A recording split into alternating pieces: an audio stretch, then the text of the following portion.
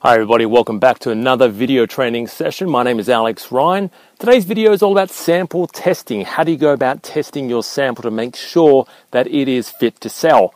And this is something big because if you have a crap product or it's not been sample tested, you will get a lot of refunds from customers. If you wholesale and you sell to retail stores, you're not going to get repeat business. So let me tell you a quick story. This is something that happens a lot with t-shirts, and this is why it's important, especially if you're importing things like textiles, make sure you sample test it. Now, what do I mean by that?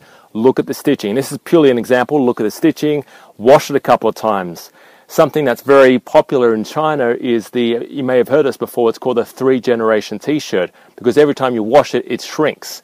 And we call it 3-generation because obviously, you're going to wash it, then you give it to your son, and then they're going to wash it, and they're going to give it to your grandchild. So that's why you call it a 3-generation t-shirt. And this is something big, especially in the textile industry. Make sure that whatever you bring it in, especially if it's cloth or some sort of item similar to that, make sure it's tested. You wash it, you look at the seams, you look at everything when it comes to sample testing.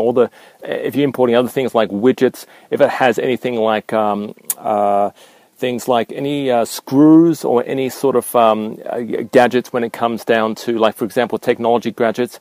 Does it get affected by humidity? Does it get affected by the cold? All right. Does it stop working after a particular time? Sometimes if you have a widget and you test it over 1,000 times, and this is the sort of things you have to do when you sample test, okay, test it, make sure that it does work, especially when it comes down to hinges as well. If you have any product that has hinges or working parts in your product, test it, bend it back and forward 1,000 times to make sure that it works after 1,000 times, okay, within reasonable, how a particular customer would reasonably use it.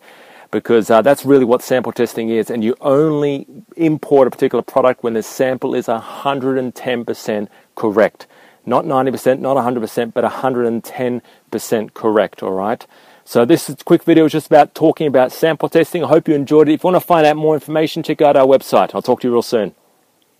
To gain access to my free video lessons, where you will discover how to find hot products to import that people want to buy, 7 easy ways to locate quality factories in China that won't rip you off, my secret negotiation strategies to getting great prices from factories, how to sell your goods once they arrive from China, and much, much more.